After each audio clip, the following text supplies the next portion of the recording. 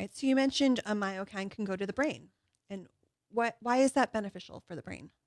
Well, there's about 600 of these myokines that have been identified. And out of the 600, there's probably a dozen that have been studied Mhm. really closely. One of the myokines that has been studied in depth is something called BDNF, and that stands for brain-derived neurotrophic factor.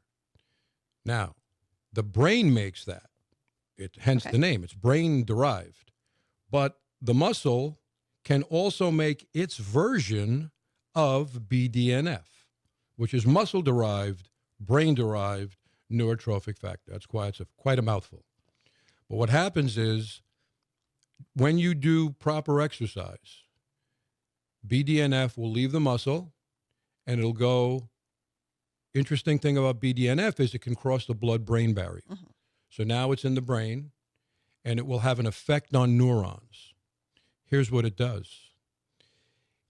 It might be not in the scope of this talk, but you and I, we always try to teach people that things are always happening on a cellular level. So now you have this molecule in the brain, and it's going to go into a cell. And in this case, it's going to affect neurons. And BDNF is going to help neurons connect with each other. It's called synaptogenesis. Okay. It's going to, if you remember your neuron anatomy. So long ago. Yeah. So you had the axon and you had dendrites, and the dendrites were these branches that would connect. BDNF encourages dendritic growth. So all these things create what is called neuroplasticity.